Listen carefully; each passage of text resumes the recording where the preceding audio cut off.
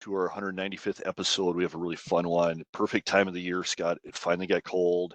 The lakes and rivers are freezing up a little bit, so people are getting out there ice fishing. So it's a perfect time for you to join us and talk a little bit about tip-up fishing. Just a different way to catch fish and have some fun in the winter. Yeah, thanks a lot, Benji. Fun way to get out and fish. And we're going to break down a little bit of why you should get out there chasing fish in the wintertime with tip-ups. It's a lot of great reasons to get out there, and hopefully we'll get into a lot of the how-to, where to, what to, all of that. So a quick layout. We got a lot to cover here in the next hour and leave some time for questions and answers.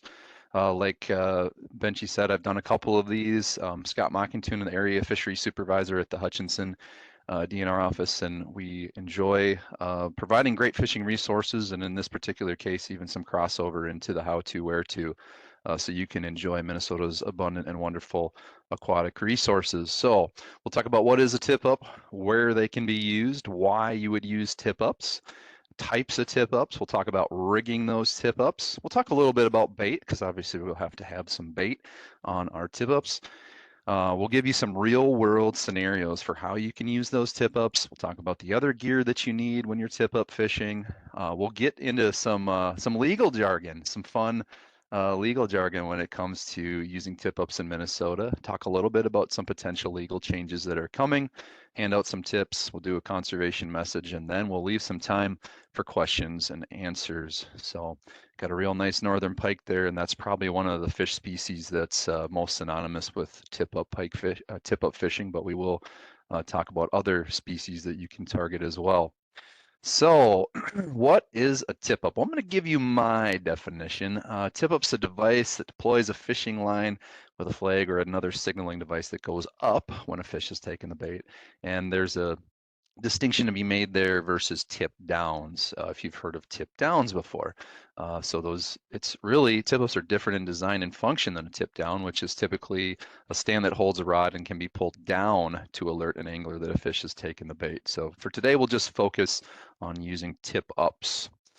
All right, where can we use these devices? Well, one nice thing about angling in the land of 10,000 lakes here in Minnesota, in the winter season, if you are an exempt angler, in other words, you're the ages of 0 to 15, or you're over 90 in age, or if you're a licensed ice angler on Minnesota's inland waters, you can use 2 tip-ups, or excuse me, you can use 2 lines, versus in the summer, you can only use 1 in Minnesota's inland waters. For your border water rules, because we have so many border waters, North and South Dakota, Iowa, Wisconsin, Ontario, and Manitoba, make sure you check your fishing regulations synopsis for rules and regulations with tip-ups and number of lines, or anything else for methods and means of fishing.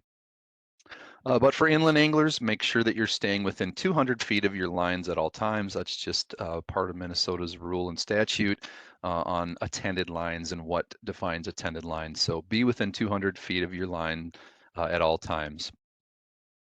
So why? Why would we want to use tip-ups? Well, a great reason is covering water. We think about the summer period, if you're in a boat or you're fishing a stream and you're walking the banks, you're making those casts.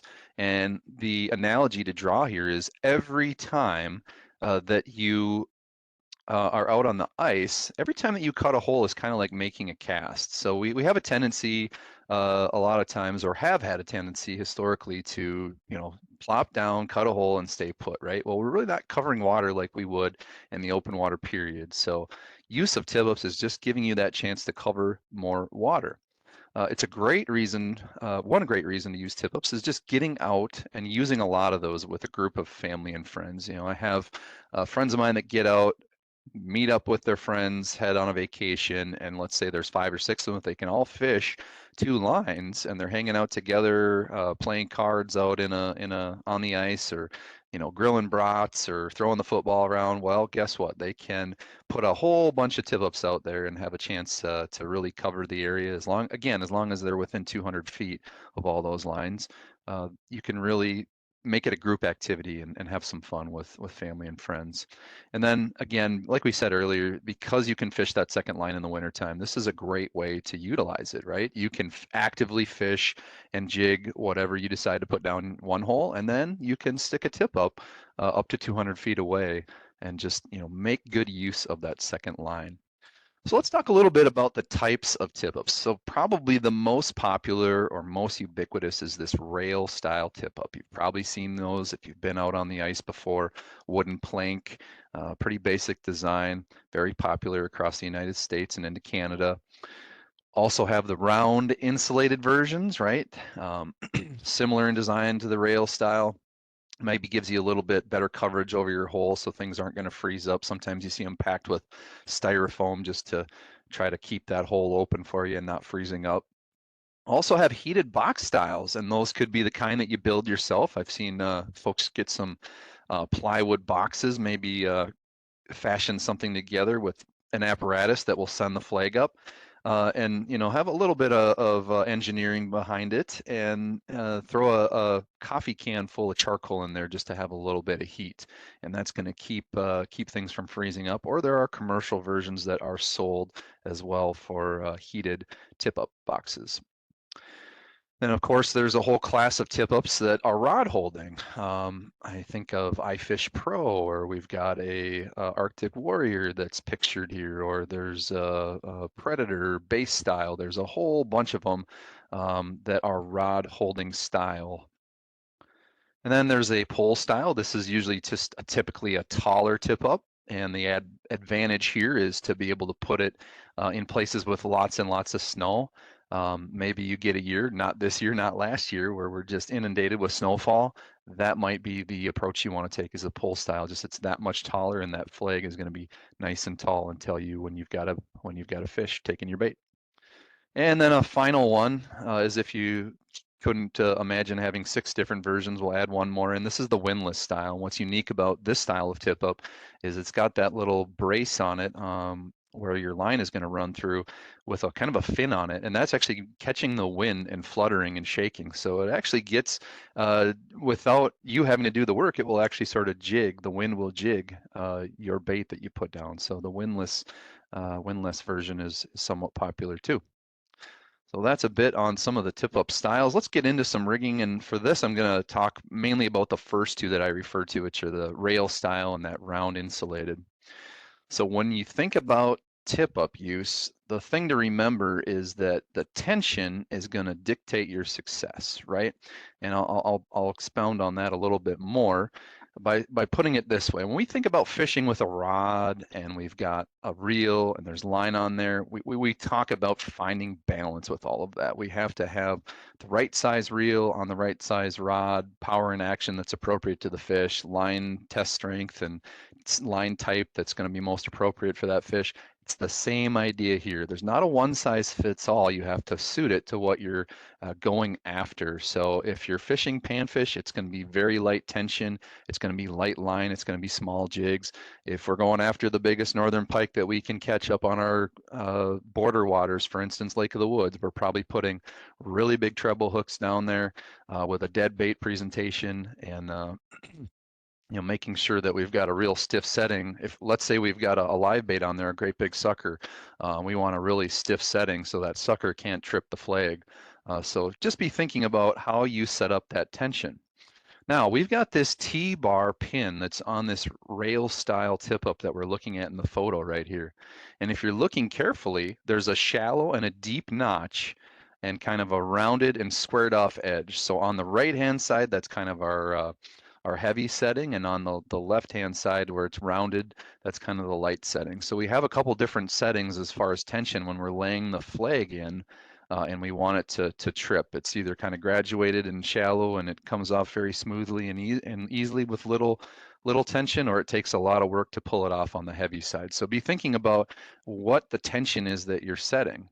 The other thing you can do when it comes to adjusting settings on rigging these tip-ups is to offset the spoke on the rail style. We're not going to make it a perfectly perpendicular fit. Maybe we'll move it one direction or the other. If you're using the polar round tip-up style, we're going to adjust that plastic flag, slide it up and down, and that is actually where our trigger is going to set on the mechanism that spins and sets it off. So there's a few different tips and tricks that are going to help you adjust the tension.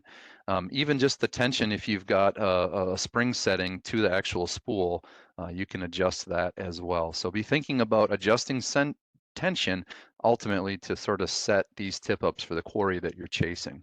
And I'll just mention briefly this T-bar that I'm showing you here. You can see I'm getting a little bit of oxidation, a little corrosion, a little rust showing up. One thing you can do is if it starts catching the flag and it's applying too much tension and the fish is dropping the bait and you see some of that rust, go ahead and take out some steel wool, polish that thing down, make sure it's nice and smooth. So be aware of that. Something I'll have to do during this polar vortex. Let's talk about bait, because you got to have something to put on the end of your line. So a popular bait for tip ups, we can throw a fathead minnow down there. If they're large, you see them in the bait shop, a scoop of fatheads. Maybe you're wanting something smaller, you want to catch some crappies on those tip ups. A crappie minnow actually is, fun fact, it's actually the bait trade name for the smaller graded fathead minnow. Speaking of bait trade names, how about rainbows? You could throw a rainbow down there, which is kind of the name for northern red-bellied dace. See those sold predominantly in the northern half of the state in bait shops. White sucker, kind of north to south. We've got this fish spread across the entire state. It's very popular with tip-up anglers. Usually they're sorted by size, right? When you see them in the bait shops, you could see decoy size for our dark house spearing friends. Large, medium, and small sizes. Match it to whatever you're trying to catch. If it's putting them out for great big pike, if it's putting them out for some bass, walleye, if it's real small ones that you're trying to get walleye or pike or bass, you've got a lot of opportunities to put different size fish in there. When we think about pike, for example, they're often taking prey items that are up to 1/3 or even as large as 1/2 their body size. So that's about as big of a prey item as they can take. They'll take them big, they'll take them small, they'll take them kind of anywhere in between. But think about that with what you want to put down there and how much tension you're going to have to apply. Golden shiners are another one. Maybe not as easy to get because of some issues that we have with being able to get shiners and raising them, and issues with water, well, not so much water quality, but winter kill and issues with being able to raise them in the state. So shiners are a fish that will work for you, but can be hard to find. Just word of warning. So consider all your bait options out there. And I'll mention too, when we're talking about bait, if you have bait and you lose it, in other words, it dies, don't let that be the end of the world. There's other ways to get around it. Actually, a lot of our predators are very opportunistic, particularly in the wintertime. Winter kill is a natural activity. You'll see fish up in the ice that freeze, that float up there and freeze. Fish are dying all the time. Large predator fish are not going to miss an opportunity at a free meal. So when your bait dies, don't be afraid to still put it down onto that tip up. It can still function just fine. If you're fishing for panfish, if you're chasing perch, bluegills, crappies, you can consider, if you're not putting crappie minnows down, maybe it's waxworms, it's night crawlers, some spikes, that sort of thing. There's some waxworms. And how about this? You're out with your friends, you bring the grill along, you already have a package of hot dogs. Don't leave those hot dogs behind. Don't leave them at home. Bring them along with you, even if you're not going to grill out. You can get northern pike and maybe even a few other fish species that will pick up a hot dog on a treble hook. So a very successful technique that some folks know about, and we're going to spread the word as well. Hot dogs are a great way, a cheap way to get bait. And if you go home empty-handed, you have something to eat at the end of the day. We're going to talk a little bit about some real world situations where you would want to use tip ups when you are out on a lake.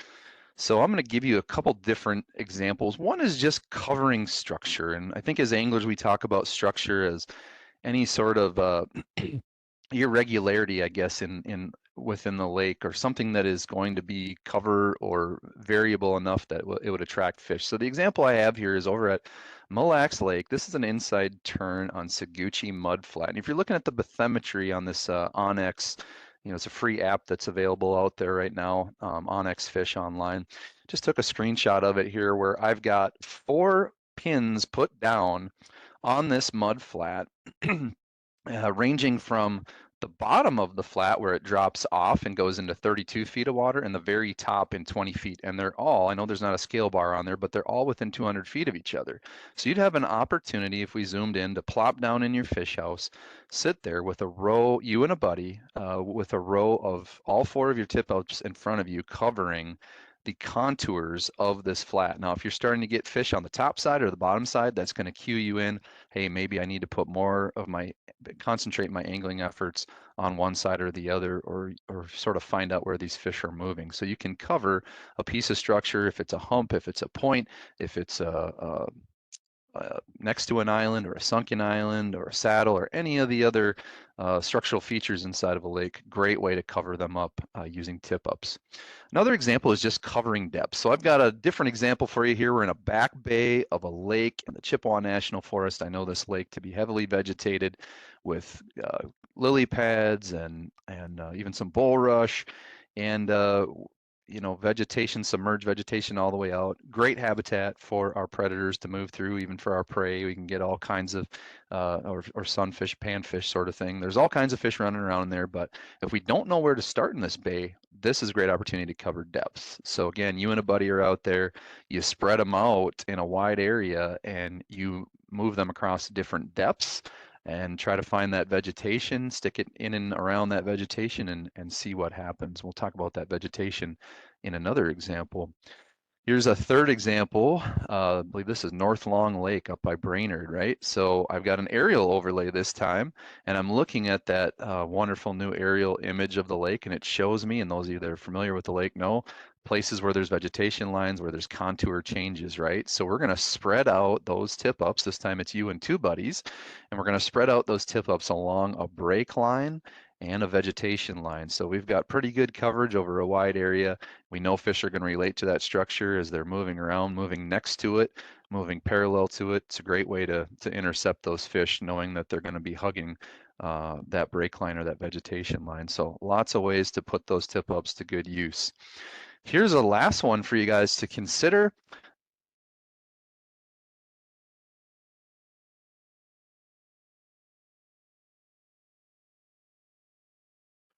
Oh, Scott, So, we had you. Oh, you froze up for just a second there, so glad okay. you're back. Yep, sorry about that. Funky signal here, but we've got our red square is our fish house, right? So we're all set up on the southern Minnesota lake flat, and we're going to monitor for fish movements. We had this school of crappies that were underneath us, but we really don't know in what direction they're traveling. And eventually that big school eventually starts to move off of your location.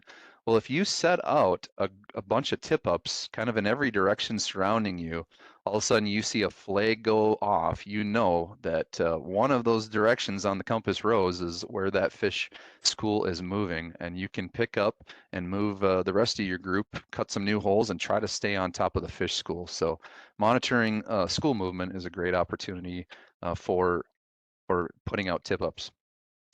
All right, some of the other gear that you might consider with tip up fishing, quick strike rigs. So this is what is called a quick strike rig. Basically, you've got a couple of treble hooks, in this case on a kind of bridle rig sort of situation. You got that loop where those treble hooks are hanging off of, and that allows you to kind of put one hook on the front side of your bait and one on the back side, and just let it swim naturally down there. This is a great opportunity so that you can hook into fish before they swallow that bait too deeply. So quick strike rigs, you can see those sold on the market. Jaw spreader, another great choice. Again, particularly if you're fishing for pike, this jaw spreader, those pike, even some walleyes at times, they'll want to clamp down their jaws, and you can't open them up and get your hook back out. So bring a jaw spreader along. A pliers, right? We want to make sure we've got a pliers to remove that hook. You want all this gear handy while you're out there fishing, just to be able to return those fish to the water if you need to. A cold rated lubricant, right? We're dealing with below freezing temperatures. Your spool is actually going to spin around and need to have a little bit of lubricant so it's not, creating tension on there. And the fish aren't going to feel that resistance. Make sure that you're lubing the reels before you're heading out there on those tip ups. Extra line, always smart to have some of this along in case someone fish runs off with everything, or maybe it's just served its purpose and it's time to swap out that line. A lot of time you see nylon used for tip up line, but you can put whatever you'd like on there.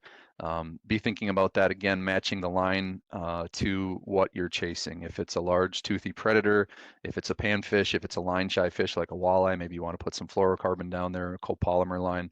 Be thinking about the line that you want to put down, or at least the leader. A hole insulator. This is a big one if you're not using the round polar insulating versions of tip ups. So that's just going to make sure that your hole isn't freezing hard, because boy, if your line or the mechanism of your tip up is frozen, you're just not going to be able to catch fish. So you want to make sure it's not freezing up on you. And mini bobbers, right? These aren't actually what's suspending your bait. It's just used as a line marker. Little tiny itty bitty bobber, stick it on there. Fish runs off with the bait, or the bait gets taken, whether you catch the fish or it's dropped. It's nice to know exactly where you had that line set from the water level and ice interface on down. Or if you don't want to bring a marker, or excuse me, a bobber, bring along a Sharpie marker and mark off on your line where you were set up at. Bring some extra treble hooks, maybe bring a leader, a whole spool of leader wire if you're going for pike. And then, hey, something to carry it all in if it's a nice backpack style carrier, or throw them in a 5-gallon bucket. So make sure that you've got all the gear that you need for tip-up fishing.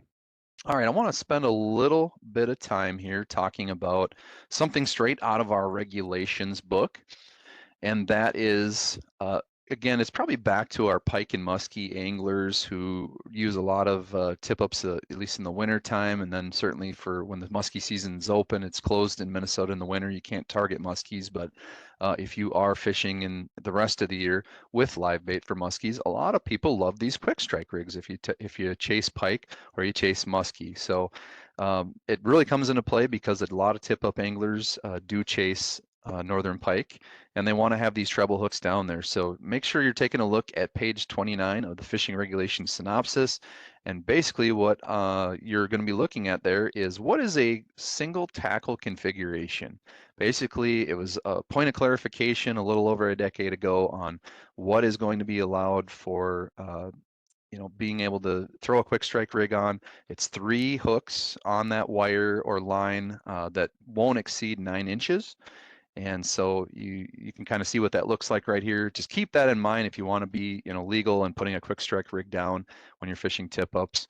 That's exactly what that's looking like. So if we have questions later, I can try to answer some of those to the best of my abilities. But that is what our current single tackle configuration looks like. Now, there's some potential legal changes coming. So there's a lot of text here I'm just going to share with you. We're looking at a device that it's not mechanical, but it does use the power of the rod to set the hook. This is legal everywhere except Minnesota right now. And speaking with my colleague Bethany Bethke, who's our DNR Fisheries Rules and Regulations Coordinator, there's currently a request to revise some Minnesota rules and use the DNR's limited rulemaking power to make changes that would allow for these hook setting devices that use the spring of the rod to set the hook. So I would just ask folks to be patient with that. This is currently being reviewed within the commissioner's office. Anticipating that it would go through, but there's a lot of steps in this process, a multi-year process. Bethany did mention it's the 39-day comment period. And potentially, a review by an administrative law judge, but barring needing the commissioner's signature, and if there are not any unforeseen delays or challenges and everything goes through, the regulations would come into play March 1st of 2026 and could be utilized the following winter. Keep in mind that March 1st, 2026 would be after the inland walleye and pike season closes. A few other things to add to that: Minnesota statutes prohibit the use of spring devices that impale, hook, or capture fish, but there's a different part within that same area that talks about the commissioner allowing by rule the use of non-motorized devices with a recoil mechanism to take fish through the ice. So that is the mechanism by which these would be authorized. And just a reminder to everyone, you have to stay within 200 feet of a tip-up device when you're using it. Additionally, we just got done talking about single tackle configuration.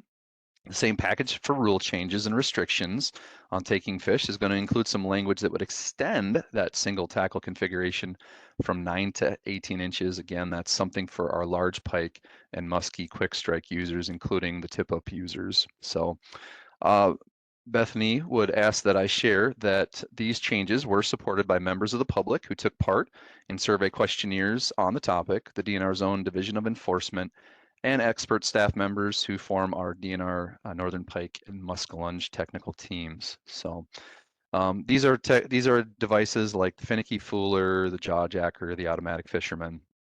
So they are not legal right now, but there may be changes coming in the future. So stay tuned to that.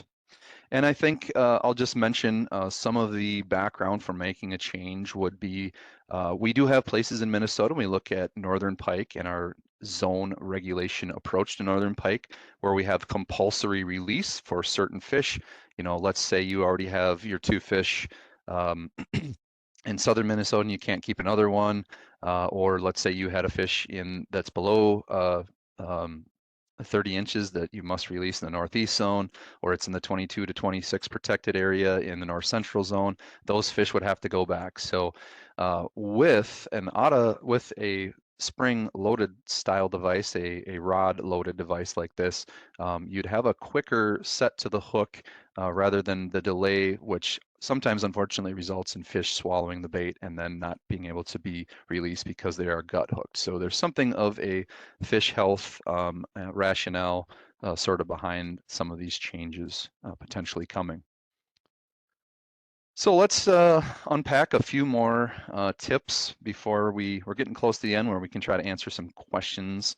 A few things to mention when you're out fishing tip-ups, make it a habit that you're checking your bait. If you're sitting there and the flag is not moving and you know a half hour, 2 hours goes by, you could be entirely without bait. You could have had a fish that took your bait, the bait wiggled off. Make sure that you're checking on your bait with some regularity. Make sure that you're checking your hole as well. We noted that if you are out in very cold conditions, as is about to come this coming weekend, we really need to make sure you're out and breaking the ice on that hole, making sure it's opened up, putting something over to cover it. If that hole freezes up, no matter which of that style tip up you're using, with the exception of the heated box, you could be dealing with lines that are frozen in, devices that are frozen. You're not going to be able to, see that tip up go and see a flag go up, that sort of thing. So make sure you're checking your hole that it's not frozen over during our tip up winter ice angling season. I would say this as well, don't get too cozy. Make sure you're moving around. Mentioned that at the onset of our talk here today. You have to think about each hole that you drill kind of being like a cast. So in the wintertime, make sure you're moving every so often. If you're not getting bit, enough time goes on, it's probably time to move, unless you're getting into one of those incredible feeding windows, power hour. If you're a walleye or crappie angler, maybe it's right at dusk. You want to be in your best spot at that time, but other times of the day, move around and try to find those fish, or move according to what you observe, right? So if we're seeing flags going off at a particular depth versus what the others are set at, or on a particular structural element, make sure you're moving according to what you're learning from where your flags are going up. And then go small if you need to. Think about if you're a panfish angler. A friend of mine uses really small size 18 treble hooks. He can throw on a piece of corn or a waxworm onto those treble hooks and catch panfish as well. So he's always keeping busy, always catching fish. Just get that equipment set up to the quarry that you're chasing. It's kind of the message there. So you can still downsize quite a bit when you're out there chasing all these different fish. So think about it. Any fish that you'd be interested in catching in the winter, there's an opportunity to catch that fish using a tip up. Whether it's stream trout, lake trout, northern pike, walleye, bass, sunfish, crappie, perch, you name it. Even some tulipies and our Cisco's tulipies whitefish. You have those opportunities as well. Just get it matched up and you'll be good to go. Want to make sure we're sharing some important conservation messages when we're talking about tip-up use. So I'm going to just talk in general for ice anglers. Let's make sure that we're keeping it clean out there. Going to pack in and pack out the trash. Pretty simple idea, right? Leave it better than you found it. Hey, if you find other trash out there, let's all be good stewards and get those picked up. Last year was a big change where we had a new rule with regards to leaving garbage and trash on the ice. Can't just leave it out there. Can't just have a bag laying on the ice. You have to tie it off to something. My friends in enforcement have put uh, a really great message that they shared with me about showing your intent with the garbage. They will not be issuing any citations to folks who have all their garbage bagged up and they take that bag and they tie it off to the handle of their fish house or to the running board of their pickup truck, or throw it in the back of their pickup, or tie it off to their ice auger, or do something to show intention that you plan to leave with that bag rather than just seeing it lay out on the ice. So make sure you're showing your intent with tying off that garbage bag. Let's be good stewards and not leave messes on the ice. Pack it. If you pack it in, make sure you pack it back out. Another message I do want to share with folks, as always, you hear it from us in the DNR all the time, no ice is safe ice. We are blessed to have had colder weather recently, and certainly much colder weather than a year ago's really weak winter. There are folks driving in many places across Minnesota, but make sure that you're paying attention and checking ice conditions for yourself. Just because you find safe ice in one location doesn't mean the entire lake is like that. No ice is safe ice. Refer to our ice thickness guidance. Other conservation messages here. Let's make sure that you're working as a team. We want to take good care of these fish. They are a renewable resource, like the great line from Lee Wolf, a game fish is too valuable to be caught once, so we have to handle them properly. Let's make sure we're landing the fish, taking quick measurements, releasing those fish quickly. Avoid handling those fish or having them out of water when you're in extreme cold temperatures like we're having this coming weekend. If you're going to keep those fish, it doesn't really matter, but if you plan to release them, let's make sure that you're handling them quickly. You have your gear ready, you have your camera ready. Boom, boom, boom, you can get that fish in and out so you don't have eyeballs and fins freezing if you're wanting to release those fish. I'll mention as well that this coming weekend is the inland stream trout and lake trout fishing opener. So those seasons are kicking off at sunrise on Saturday. So enjoy yourself out there. This is also the 3-day take a kid ice fishing weekend. If you're going to get out, make sure you've got plenty of layers on for the cold snap that we're about to experience. You can refer to the video that we did a couple years ago on taking kids ice fishing. There's some good tips in there, but make sure that you're keeping those kids safe against that real cold temperatures that are about to come. So with that, we'll take some questions from the audience on tip-up use in the wintertime. I want to thank everybody here, and I'll leave you with this quote: like a sinking bobber in summer, there are few things as exciting as a tip-up flag flying and the spool spinning on a winter's day. Yeah, I like that. Did you make that quote up by yourself, or? I did, but I'm not going to put my own name on it. I don't think that one will catch on. We'll see. That's a fun one. If you've ever been out with some kids or some buddies and they see a flag go, and it's a mad dash race, see who can get there first. It's a lot of fun. So we have some great questions. Thank you for all that great information, the conservation message. I know Take a Kid Ice Fishing, I did put a link to that in our chat, along with a bunch of other things, videos and whatnot too. So see the chat section there for any of those links. Jacqueline had a couple of good questions in here. The one right away before you even got started, she asked, what do you do with used bait? I was going to answer back, we should just cook it because hot dogs are awesome. But what's your preference on other used bait? How to handle it after you're done with it? Was that the question, Benji? Yes. Yep. So we want to make sure that we're taking it with us. You have to. There's a few things here. If you're transporting, you cannot be taking lake water out from the aquatic invasive species side of the coin. This is true for our summer anglers. The Department of Natural Resources guidance on that is to be to bring tap water with you so you can actually exchange the water for the bait.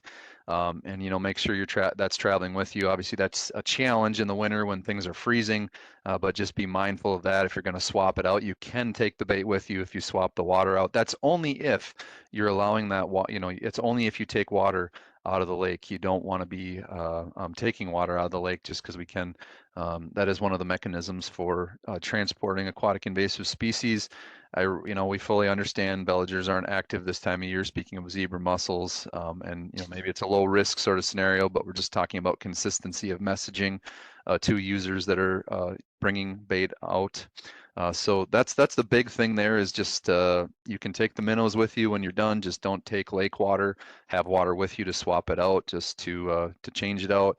And again, there's value to it. You had to buy it at a bait shop, or if you're trapping your own bait. Making sure that you're utilizing it, even if it dies, like I said, you can still use it for tip-up bait. So there's opportunities you can you can you can bring it back if it's dead, and you can salt it potentially. So if you ever have questions on that, I would just send you to the regulation synopsis. And if you have more questions on enforcement and use of bait, that sort of thing, I would definitely send you to the DNR's website to reach out to the conservation officers and our friends in enforcement that can answer that for you. And dispose of them properly, and if you see other ice anglers out there, ask them if they need any more too. That's always a good. Absolutely. More than once come out of the boundary waters and left my leeches or minnows with people going in because they're still good and got to take them out. So you bet. Jacqueline, another question. Where should you hook the bait, and is it different for a dead bait presentation? So, wow, that's a really good question, because there's a lot of differences of opinion on hooking baits. So when I think about um, like a crappie minnow, I know I have my personal preference that I like to hook through the lip. I believe it gives it more active movement. Some folks are, hooking back along the back by the dorsal fin. There's definitely a lot of wiggle there. I'm not sure if it makes a real big difference, but it's just personal preference. Now, when we think about those quick strike rigs on big suckers, you can take it out. And I mentioned bridle rigging, that's the sort of the style of those quick strike rigs where it's looped, and you can use it that way, where you envelope the fish and put the hooks through it so it's holding on, and it's able to swim freely with minimal resistance. You can truly bridle rig and actually take a rubber band and wrap that around, so you're not actually inserting the hook inside the fish, but it's hard to kind of keep those on all the time. There's some tutorials for being able to do that, but dead baits, I typically like to put one treble hook somewhere that's firm, usually sending it through the gill plate. The opercle is usually kind of bony and hard. It'll hold that treble hook a little bit better, and then maybe take the other hook, or if I have the option of three, one along the back of that dorsal fin, and then one towards the caudal peduncle, or the connection that goes back to the tail. So spreading out those three hooks, and just understanding that that fish is going to take that bait, run off with it, and then try to turn it, and typically swallow that bait whole. So it gives me three opportunities to stick a hook into the fish before it's being swallowed down. Great. Ed was asking what the name of the free app for ice fishing. I know you mentioned Onyx has a free thing.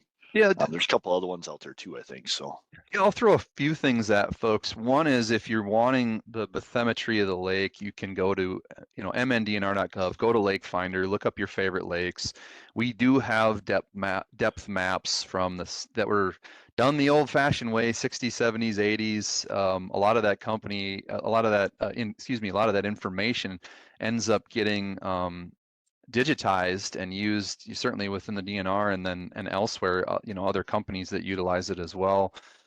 You can find similar bathymetry information. You go to Navionics, has a web viewer that's free. You can kind of seek out and look around at different lakes in Minnesota and what their shapes and the bathymetry of the lake, the depth, how everything appears. And the last one that I briefly mentioned in this presentation is Onyx Fish. It's available in Wisconsin and in Minnesota. It's free right now. It's on a web viewer, or if you have the Apple smartphone series. It's downloadable there. It's not available for Android yet, but those, I'm just throwing out a handful of resources for anglers to be able to look up locations, structure, depths, that sort of thing.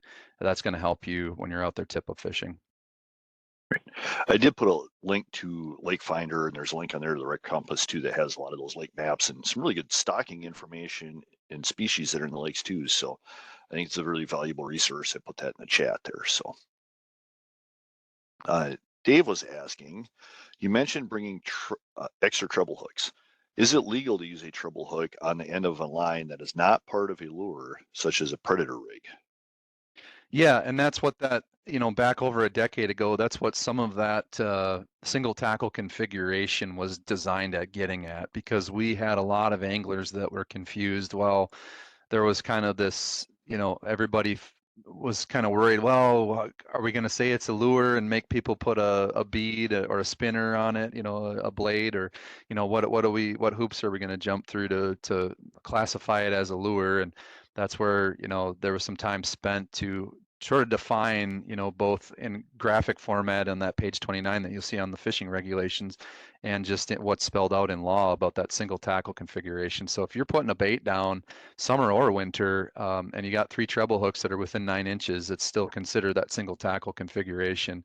And like I mentioned, it's possible that these rule changes could go through that would extend that up to 18 inches, give you a little bit more room, for bigger baits like muskie or pike anglers might want. Larger than that 9-inch, limitation, go up to 18 inches, but we'll see if that passes through. But long answer to your question, but yes, it is legal. It's part of that single tackle configuration. So you can use those 3 treble hooks on a 9-inch strand. Use that to hook to a live bait or a dead bait or a hot dog. Or a hot dog, yeah. And yeah, if you don't see the links on there, if you click on the chat function, all the links are in there for Take Kid Ice Fishing. That's this weekend, Lake Finder, the rules and regulations, all that stuff there. So otherwise, you can search our website, search mndnr.gov. So Jacqueline she wants to know your opinion on smelt. Well, rainbow smelt are not a native fish to Minnesota. They certainly have had a impact on our waters here, and thiamine issues that I'm forgetting the particulars, but they end up bringing about this issue with some of the predators that consume them, and some of the impacts that they can sort of have on the chemistry of the fish itself. I need to go back and pull all that out and remember. It's boy, I'm gonna go back to my chemistry class. But you run into you run into issues with rainbow smelt as bait because they're not native. They are legal for use, if they get packaged up appropriately according to aquatic invasive species rules.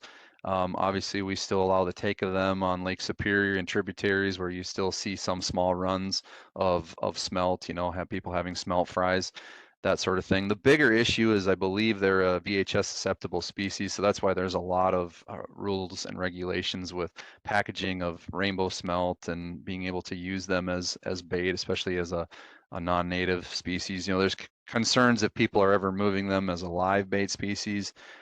It can be used. It is effective. I mean, I've fished on places that have rainbow smelt. Obviously, it gets utilized as a prey item. It's just it comes with some challenges. There's some strings attached. I'll put it that way, to both having that fish in your ecosystem and for being able to utilize it as a prey item, or as bait.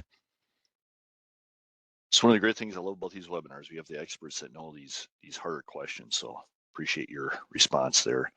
Our friend Melissa, she had a good point. Another good tip for tip-ups to make them visible. She brings little orange soccer cones to set out there to make sure snowmobiles and whatnot don't run them over. So I like that because I can remember driving a few times where people left the tip-up out or forgot about it, and pretty soon you're going, oh, I would have felt pretty bad if that would have went under my truck tire. So a great tip there as well. Increase your visibility. Try to stay within 200 feet. Be paying attention to it, but to increase that visibility in high traffic areas, that's a great tip. Throw out a traffic cone. yeah. And Jacqueline, just to make everybody jealous, she put in the Q&A, is anybody else having crappie for lunch? Bon appetit, tight lines. So she's not sharing, I take it, but. Oh, nice. Oh, I put the knife to a couple last night, but I'm saving them for fish tacos on Friday. So, she beat me to the punch. There you go. Dave has a follow-up question here to a single tackle configuration. A single treble hook is legal. You mentioned the 3 hooks within 9 inches. A single hook would qualify as well as being legal, correct? Yeah, that would still be provided you've got, yeah, you bet. Good. I think that's all the questions we had today. So again, Scott, thank you so much for joining us. It's always a pleasure to work with you and just sharing your passion and knowledge for fishing in general and all the work you do with the hatcheries and everything else. We really appreciate it. So it sounds like we're going to get another one from maybe in the spring. We'll do one about the Boundary Waters talk. So yeah, yeah. I enjoy going up there, so it'll be in a few. We'll get the details worked out on when, but yeah, looking forward to doing another talk and chatting on the Boundary Waters and planning and fishing and all kinds of fun stuff. Well, like Scott mentioned a couple times, it is supposed to get cold this weekend, so it's a good time to buckle down in a shelter and hang out inside a little bit with a heater, staying warm. So get out there, take a kid ice fishing. It is take a kid ice fishing weekend, so get out and find a niece or nephew or son or daughter or neighbor kid that really wants to get out and play around a little bit. It's a great time. It's a good way to enjoy the outdoors and a season we get to enjoy in Minnesota that not everybody can. So. And join us next week too for episode 196. We're going to be talking about oak wilt. So one thing I wanted to mention, we were talking about the rainbow smelt. I just had to pull this thing up. It's not thalidomide. I'm thinking of thiaminase, an enzyme. That's what I was trying to think of. An enzyme that breaks down thiamine. And when our fish are consuming smelt, they're picking those up, and then they're having these thiamine deficiencies both in smelt and the fish that eat them, which does have impacts to their health. So I knew it was in there somewhere as the brain was a little bit scrambled, but something to be thinking about with use of smelt as a prey item or as a bait item, I should say. great information. Our friend Jeff had one last question in here about impacts. How much does an impact or how much impact does light penetration through ice holes have on fish that spook easy? Is it critical to cover the holes, or this year it doesn't matter because we don't have any snow to darken it, but Yeah, that's a really great question. I mean, there's a couple things that are kind of in play there. One, definitely the spookiness, right? Like that has been noticeable here in Minnesota this year. That I'm able to watch these fish with, live imaging as they're spreading away the minute people are walking towards them, just walking on the ice, not drilling holes, not, dropping a line down. So oh, Scott froze up a little bit there again. So yeah, it could they're going to affect affect it a this. little bit. Oh, there you're back. Nope. Just was saying we've got with little snow, it's also very bright, and we've got lots of sunlight penetration. Our oxygen levels are very high, and that should make the fish a little bit more active, but they're definitely very spooky. And I think about that from a darkhouse spearing perspective. You're cutting a hole, and then you're having the light coming up, and you're probably making a dark spot right now.